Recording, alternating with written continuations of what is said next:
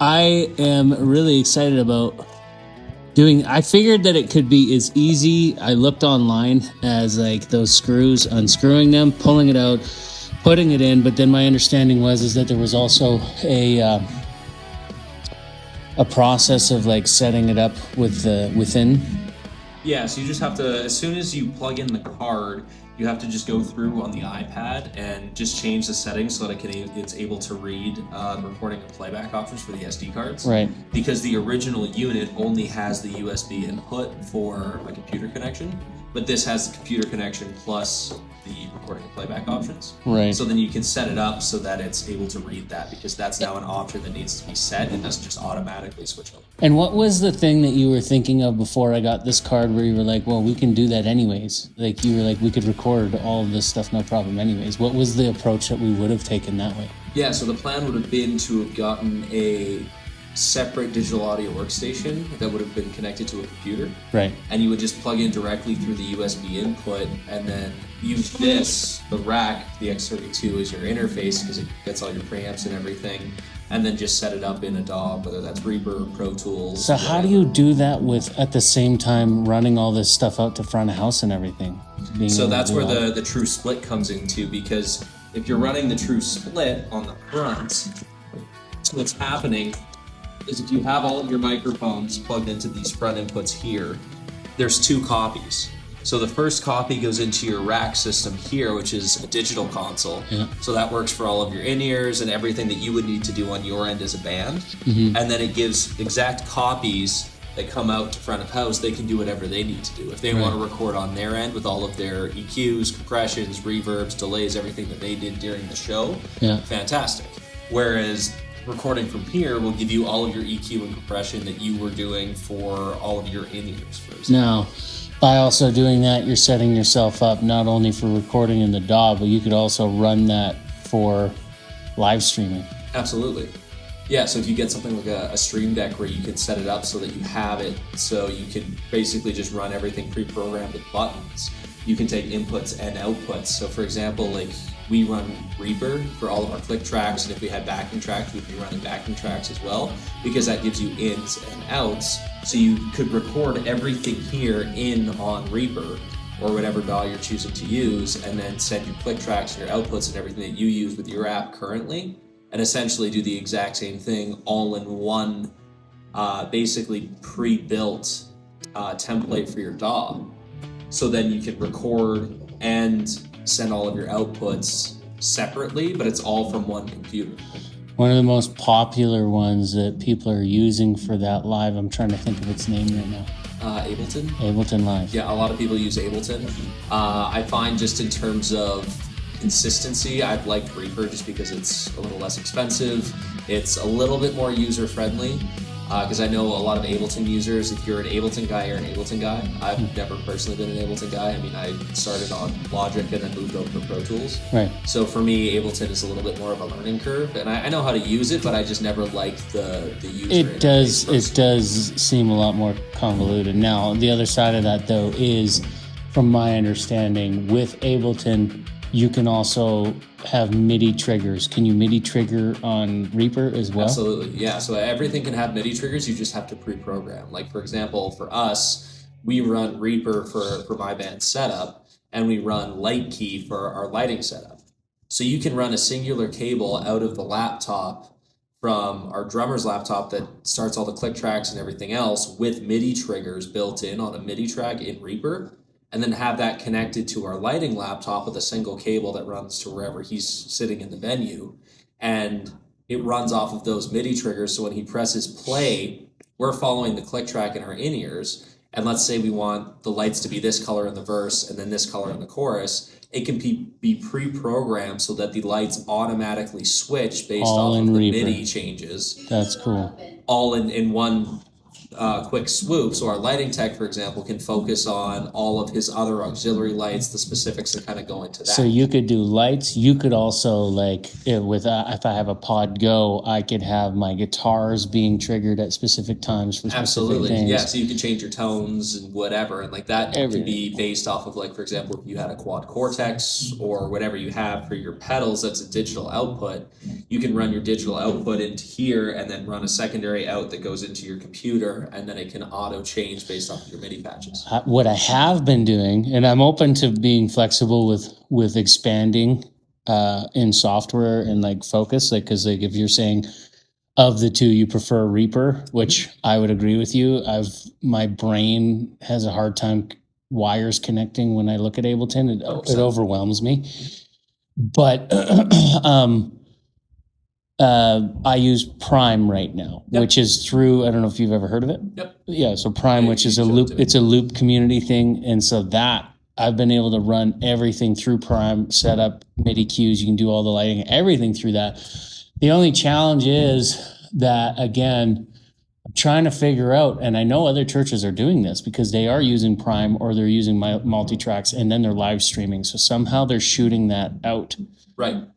Yeah, so you can have it set up in your Prime, for example, and if that's the DAW that you're using, you just have to take all of your inputs from here and some to, like, let's say, a stereo out. So for example, if you're streaming all of this, you're going to want that from front of house. Mm-hmm. So you take whatever you have from your front of house. Let's say you're using a Behringer producer or a Behringer console, or anything really that has a digital output. You can. So we can't just use this as is. We'd have to have. You could, but you'd be running your in-ear mix for your outputs, unless you were running a stereo out without a front of house, from what we had talked about. Okay. So you would just take channel 1 and 2 or 7 and 8, whatever you're using for your front of house stereo output. Got it. So you're saying that the in-ear mix is what would be going out to the feed of the live stream. Technically, if you were setting it up that way. But if you have two outputs, let's say you're using as a stereo out to send to whatever you have for your speakers, if you're running this unit alone without a front of house setup, then you would just take your stereo output, whether that's on channel 1 and 2 or 7 and 8 on this rig, and send that to your computer as well as an input, and then you would output it from your computer to whatever streaming platform you would use, and then that way you can take that and send that out to whatever you need to. I'm tracking and throwing out ideas. So now, so now, here's my vision for our whole production and everybody that we end up having on our team that we end up working with. Is what I want to do is I want the in-ears to be the exact same duplicate mix as the front of house. I don't want it to change. I want it to be the same. And if there was actually a way to make the in-ears follow the faders that we do with... So then all you would have to do is change your output so that each one is following just your stereo output. I would love to do that today if we're able to. Now, reason, because I feel any real professional, you would do one of two things. Not be a Nancy about like your mix, because that's what everyone in front is hearing. And if you can't figure out how to do that, you can't even play acoustic and sing in a room. One. Number two, if you want to get picky, you can actually do your own mix through X5. Yep. Right? So you can invest into your own setup so that that's done. The other thing is, because we only have 6, because we're using this for front of house as well, right? Right. With that. Yeah, it's 6 mono. 6 mono. Stereo. Yeah. So what I'm also doing is I'm running monitor wedges to the same mix as the front of house and giving the team, like if we only have, let's say we have 8 people. Right. 6 people will get the in-ears, and then there'll be 2 people who run off the monitors. Right, and if it's the front of house mix, and you're just jumping essentially just another output across the stage, correct. Which makes sense. And it would give me an idea too of what our sound man is doing. Like he's, and if I'm also being sound man because I'm running everything from an iPad, it makes it super simple, not so convoluted. Now my next thing is I want to get really flashy on live stream, where like right now we're going to run electric drums, but at some point we would have triggers from like, I don't know, what's Stephen Slate triggers, or and again, vocals. A lot of really high-end churches now are adding in just a little bit of vocal pitch correction and compression, and like, dude, it sounds like a final mix. Like they're getting it so dang good. Like if you check out Kingdom City. A large part of that is how you're mixing for example, like from the computer. So if Right. you were to record everything in, you could output from your computer just a stereo mix. And let's say you have plugins on a template from Reaper or Pro Tools or Ableton, whatever Logic. DAW you're using. We'll probably end up with Reaper because that's what you are most familiar with, and I kind of want to follow suit. Yeah, absolutely. Like I find that a lot of bands that run DAWs live and people that are using DAWs and live event production end up using Reaper just because it's free and it's very easy to jump over from a DAW like Pro Tools or Logic because they're very similar in terms of their user interface and how they're structured, like where to click essentially. Yeah. And you could set that up so that you're running preset patches. So for example, if you guys are worshiping in the same room every day, for example, or every Sunday, and you're practicing and you get it all set up so that if you're sitting in front of house or you have somebody else sitting in front of house, or even I could come out and just do sound for one of your rehearsals, I can build a template that's preset for you. That's what so I'm talking it's like about. it's your voice, or like let's say somebody else is coming up to worship, you have a general auto-tune template that's low, but it's not pins, so you don't hear it, so it's just kind of a set forget. If everything's plugged in and as long as you're outputting everything properly from your laptop to front of house, then you're fine. Well, that's what I'm talking about. And right now we are getting the interest in a duplication process of this, and I'm trying to streamline and simplify for everybody. 100%. So and I also want to make this so that most the churches that we're working with now are kind of more going a little bit more outside the walls, boots on the ground evangelism, of course, which means outdoor events. Right. So I want them to be able to have this in-house, and portable mobile can go anywhere with it. And that's where this comes in. That's where this comes in. Makes sense. So now with what we're talking about, are we going to need 2 computers, or can we run this whole thing off of one Mac? You could technically run it off of one Mac, but it would be a little time consuming to set it up. But once it's set up, you're good to go. But you'd also need to be very aware of how everything is set up, because if, let's say, the computer decides to reset, or you open it up and the DAW is not reading or connecting to this properly, you need to go through the proper troubleshooting steps to be able to reset that. And then once it reopens, let's say you have an issue with your template, you know the template and how to build it in theory in terms of your inputs and outputs, or if you want to make a change. Okay. Because the one thing is with live events, and if you're going out and doing all of these things, the biggest variable is the room. If you're outside, if you're in a building, what's your PA looking like? Do you have subs? Do you not have subs? Are you going into a room that's like a massive 2,000 person cap where you have, a full line array built into some of these churches? Because as you know, it goes from being in a school gymnasium to a massive 2,000 cap venue like that. Right? So how do you set it up so that you're always consistent? And let's say you're working with another engineer that's doing live sound for the event, you can just give him his left and right and he's good. He doesn't have to worry, he doesn't have to stress about it. Or if the guy really wants, you still have the split and he can take individual mics and do what he needs to do. So the thing is to be able to be completely versatile, to give him direct mics if he wants for his own live stream, his own setup, whatever he wants to do. Or you can set it up for yourself so that you can run everything on your own. And that's where I think a setup like this makes a lot of sense. Yes, I agree. So now it sounds like we have Praise in the Park coming up on June 7th. And it sounds like recommendations for that would be that we would be running, for right now, we're not live streaming, so it makes it simple. And I have run Presenter off of, I've done everything so far off of what we have with one computer. But it's always kind of nice to maybe just do one, because if we've got a slide guy. But then I'm trying to figure out how to do this, because right now what makes so simple the setup that I have is I've got everything MIDI'd for my stuff. It's just that sometimes I have people coming up on the 7th that are not going to be running the same MIDI system that I am, because they're not on Click, they're not on Grid, they're not doing that. So we use Presenter for slides. So I'm trying to figure out how I give a guy another, because we will actually have screens. Okay. And so is that following lyrics, for example? So yeah. So again, for my setup, all my stuff is going to be triggered MIDI. My slides are going to happen. Boom, boom, boom. My guitar is going to happen. Boom, boom, boom. Because I'm on grid. I'm running tracks. I'm running everything. I'm fine. Everything with my pedal MIDI, and I can run it all from one computer. Yep.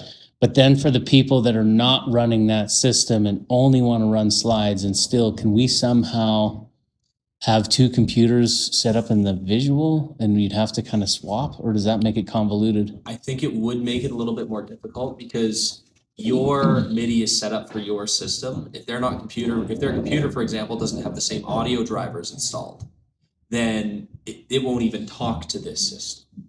And it makes it annoying to be able to kind of set everything up, because it's almost like us touring with another band. Like, we have our setup for our in-ears, then another band that's touring with us, like this is happening this summer, and they don't have in-ears.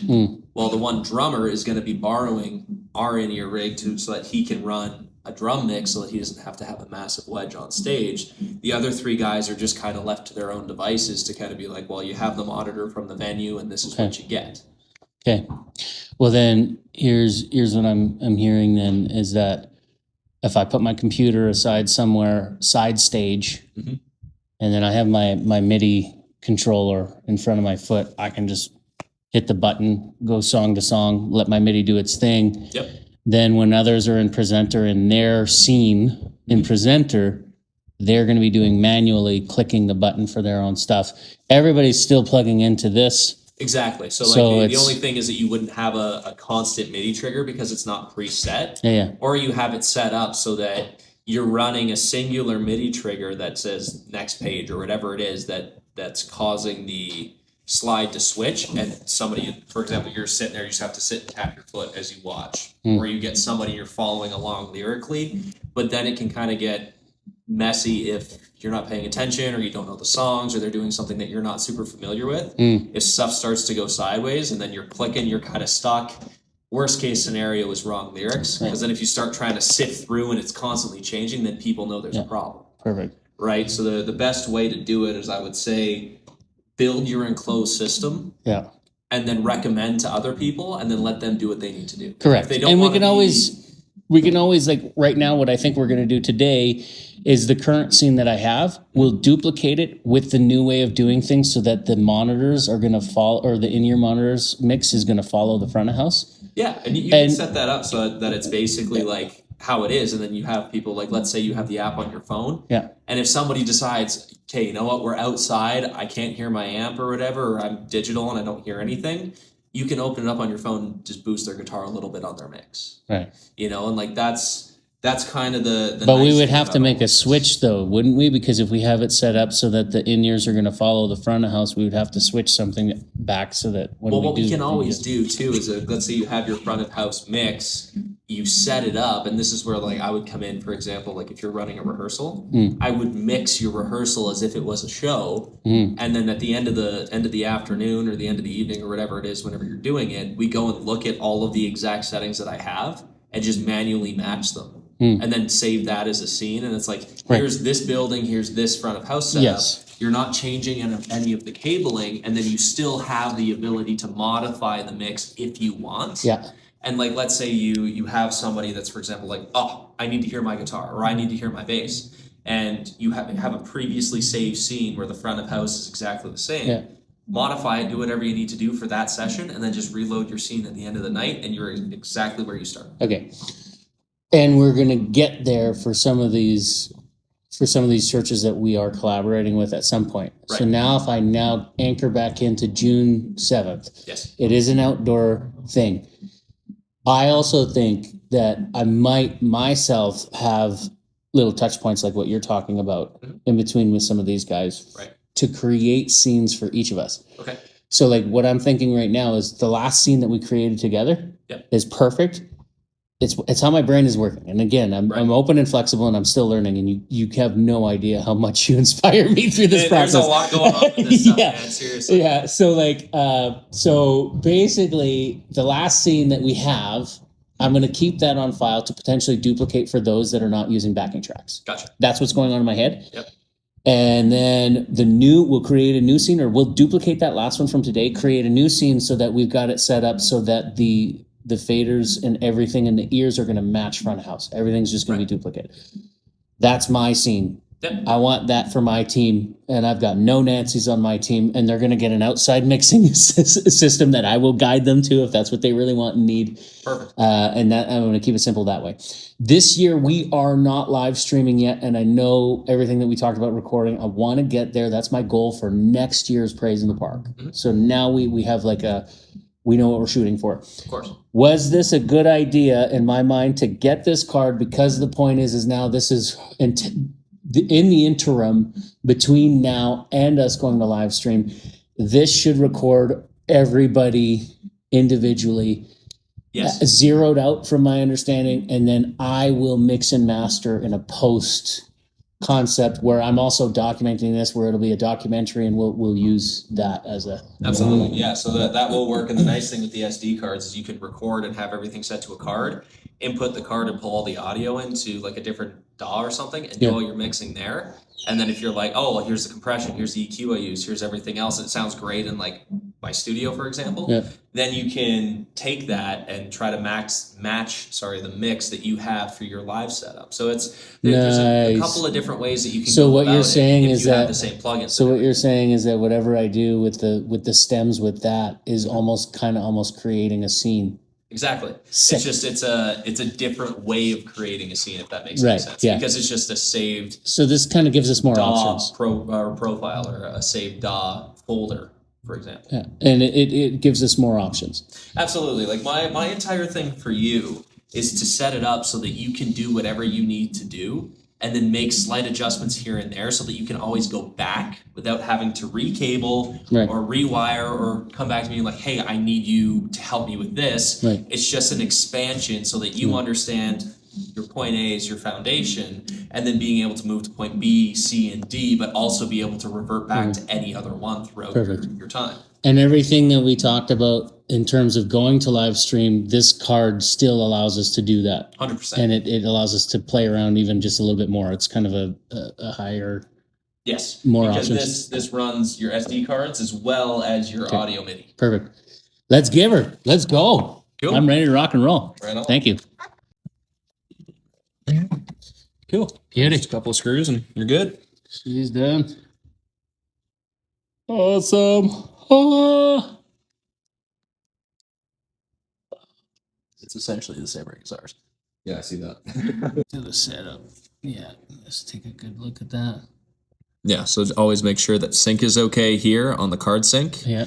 Playback is always on USB interface because that's coming from your computer. Yeah. Your SD cards are usually going to be used for recording, so you don't want to have anything trying to play back from your SD card. SD recording is all 32 channels. That would include your click track, your backing tracks if you wanted to. Yep. 16 channel would just be all of your inputs from this rack here. Yep. And then your selected SD card, SD1 or SD2. Depending on which one you have plugged in, it should automatically detect. But if you're having issues, you can just go into your setup and check here. My understanding is the reason for the 2 is also if you put SD cards in both and one fills up, it'll jump to the other one. Exactly. Will that happen automatically? Yes. Okay. Yeah. So when this runs out of space, it'll essentially send a trigger to this, and it'll go, "Oh, this card's full." It'll jump to this one. Okay. Cool. Sweet. And if you ever have issues, just press the format button and reformat it so that it can set it up. And sometimes SD cards, like if you have an SD card from a camera and it plugs in, you're having issues, you unplug it, plug it back in. That's essentially like reformatting the card connecting to this. Okay. So I might have to click that button a couple of times when we're doing that. Hypothetically, but that's more of a troubleshooting standpoint. Cool. Yeah, I think we're in pretty good shape. We didn't have to look at this before, but now we know, and it's just basically on the card. Yeah, and then it shows you digitally as well, like what you have plugged in. That's awesome. So cool. Incredible.